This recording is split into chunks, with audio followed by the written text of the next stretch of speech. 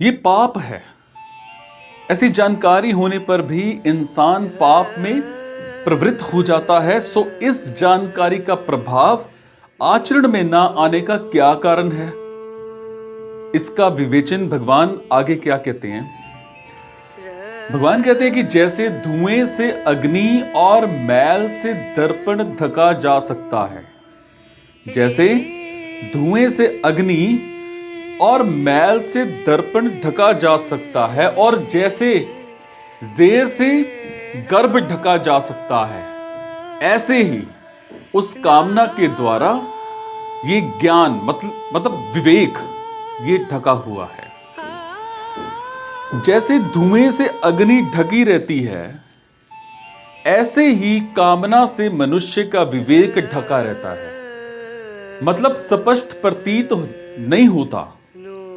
विवेक बुद्धि में प्रकट होता है। बुद्धि 3 प्रकार की होती है,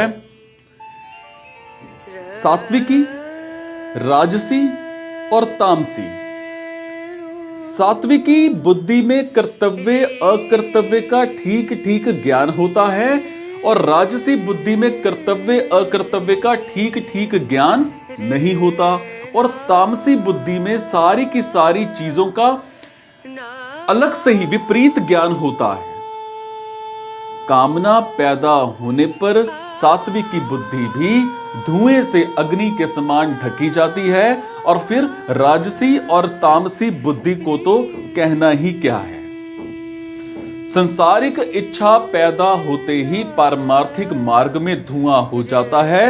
अगर इस अवस्था में सावधानी नहीं हुई तो कामना और ज्यादा बढ़ जाती है, और कामना बढ़ने पर तो पारमार्थिक मार्ग में अंधेरा हो जाता है।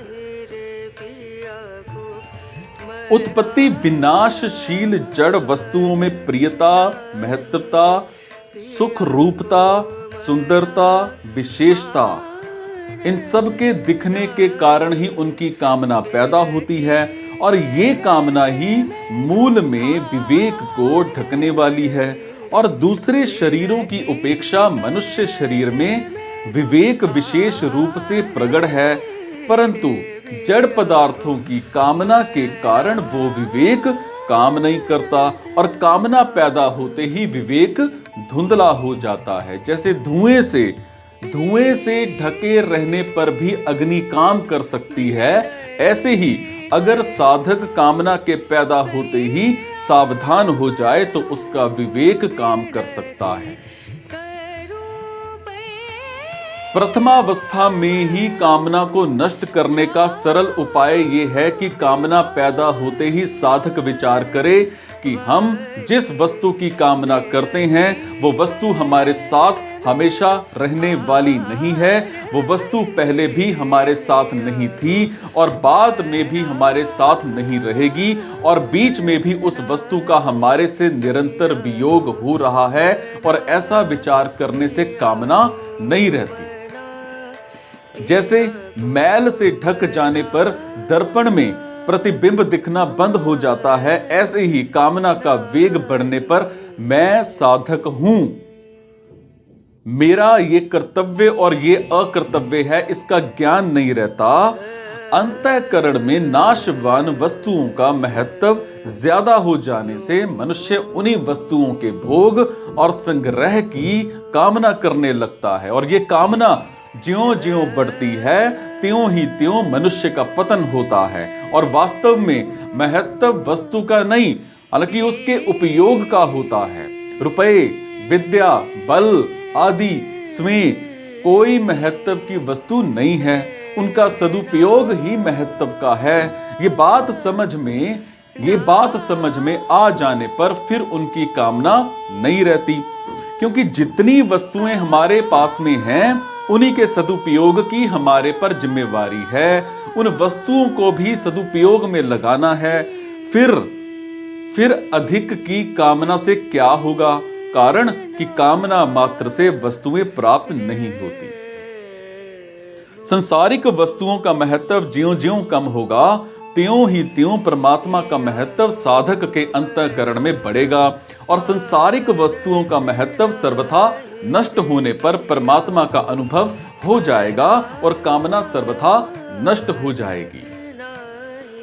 दर्पण पर मैल आने से उसमें अपना मुख तो नहीं दिखता, पर यह दर्पण है ऐसा ज्ञान तो रहता ही है। परंतु जैसे जेर के ढके गर्भ का ये पता नहीं लगता कि लड़का है या फिर लड़की है, ऐसे ही कामना की तृतीयावस्था में कर्तव्य अकर्तव्य का पता नहीं लगता, अर्थात विवेक पूरी तरह से ढक जाता है। विवेक ढक जाने से कामना का वेग बढ़ जाता है और कामना में बाधा लगने से क्रोध पैदा होता है, फिर उससे सम्मोह पैदा होता है और सम्मोह से बुद्धि नष्ट हो जाती है और बुद्धि नष्ट हो जाने पर मनुष्य करने योग्य काम नहीं करता और झूठ कपट बेईमानी अन्याय पाप अत्याचार आदि ना करने योग्य कार्य करने लग जाता है और ऐसे लोगों को भगवान मनुष्य भी नहीं कहना चाहते। इसीलिए जहां ऐसे लोगों का वर्णन हुआ है वहां भगवान ने मनुष्यवाचक कोई शब्द नहीं दिया। स्वर्ग लोक की कामना करने वाले लोगों को भी भगवान ने कामात्मान कहा है, क्योंकि ऐसे लोग कामना के ही स्वरूप होते हैं और कामना में ही तदाकार होने से उनका निश्चय होता है कि संसारिक सुख से बढ़कर और कुछ है ही नहीं। फिर भी कामना की इस तृतीय अवस्था में मनुष्य की दृष्टि अपने वास्तविक उद्देश्य मतलब परमात्म प्राप्ति इनकी तरफ जाती है, नहीं जाती। फिर भी किन्हीं पूर्व संस्कारों से या वर्तमान के किसी अच्छे मतलब संग से या फिर दूसरे किसी कारण से उसे अपने उद्देश्य की जागृति हो जाए तो उसका कल्याण भी हो सकता है। भगवान ने एक काम के द्वारा विवेक को ढकने के विषय में 3 दृष्टांत दिए हैं। सो इनका मतलब है कि एक काम के द्वारा विवेक ढका जाने से ही काम की तीनों अवस्थाएं प्रबुद्ध होती हैं। कामना पैदा होने पर उसकी ये 3 अवस्थाएं सबके हृदय में आती हैं, परंतु जो मनुष्य कामना को ही सुख का कारण मानकर उसका आश्रय लेते हैं और कामना को त्याज्य नहीं मानते, वो कामना की पहचान ही मतलब नहीं पाते, कामना को पहचान ही नहीं पाते। परंतु परमार्थ में रुचि रखने वाले और साधन करने वाले पुरुष इस कामना को पहचान लेते हैं। जो कामना को पहचान लेता है वही कामना को नष्ट भी कर सकता है। और भगवान ने क्या कहा है कि कामना की 3 अवस्थाओं का वर्णन उसका नाश करने के उद्देश्य से किया है, जिसकी आज्ञा उन्होंने आगे करी है कि वास्तव में कामना पैदा होने के बाद उसके बढ़ने का क्रम इतनी तेजी से होता है कि उसकी ये सारी की सारी 3 अवस्थाओं को कहने में तो देर लगती है, पर कामना के बढ़ने में कोई देर नहीं लगती। कामना बढ़ने पर अनर्थ परंपरा ही चल पड़ती है। सारे के सारे पाप संताप दुख आदि कामना के कारण ही होते हैं। सो मनुष्य को चाहिए कि वो अपने विवेक को जागृत रखकर कामना को पैदा ही ना होने दे। अगर कामना पैदा हो जाए तो भी उसे प्रथम या द्वितीय अवस्था में ही नष्ट कर दे, उसे तृतीय अवस्था में तो कभी आने ही ना दे। समझ पा रहे हैं? धुआं दिखाई देने से यह सिद्ध हो जाता है कि वहां अग्नि है, क्योंकि अगर वहां अग्नि ना होती तो धुआं कहां से आता। सो जिस प्रकार धुएं से ढकी होने पर भी अग्नि के होने का ज्ञान, मैल से ढका होने पर भी दर्पण के होने का ज्ञान और जेर से ढका होने पर भी गर्भ के होने का ज्ञान सभी में रहता है, उसी प्रकार काम से ढका होने पर भी विवेक मतलब कर्तव्य अकर्तव्य का ज्ञान सभी में रहता है, पर कामना के कारण वो उपयोग में नहीं आता। शास्त्रों के अनुसार परमात्मा की प्राप्ति में 3 दोष बाधक हैं: मल, विक्षेप और आवरण। ये दोष असत्य मतलब संसार के संबंध से पैदा होते हैं और असत्य का संबंध कामना से होता है। सो मूल दोष कामना ही है और कामना का सर्वथा नाश होते ही असत्य से संबंध विच्छेद हो जाता है। असत्य से संबंध विच्छेद होते ही सारे के सारे दोष मिट जाते हैं और विवेक प्रकट हो जाता है। परमात्म प्राप्ति में मुख्य बाधा है संसारिक पदार्थों को नाशवान मानते हुए उन्हें महत्व देना।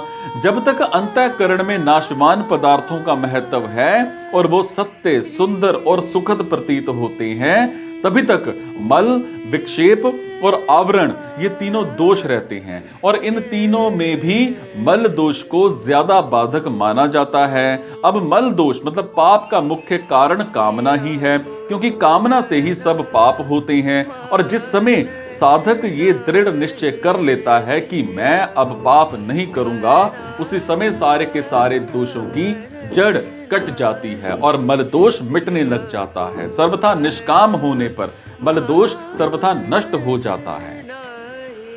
श्रीमद् भागवत में भगवान ने कामना वाले पुरुषों के कल्याण का उपाय कर्मयोग बताया है, मतलब निष्काम कर्म बताया है। सो कामना वाले पुरुषों की अपने कल्याण के विषय में निराश नहीं होने चाहिए, क्योंकि जिसमें कामना आई है वही निष्काम होगा और कर्मयोग के द्वारा कामनाओं का जो नाश है सुगमता पूर्वक हो जाता है। और छोटी से छोटी अथवा बड़ी से बड़ी हरेक लौकिक या फिर परमार्थिक क्रिया करने में मैं क्यों करता हूं और कैसे करता हूं, ऐसी सावधानी हो जाए तो उद्देश्य की जागृति हो जाती है।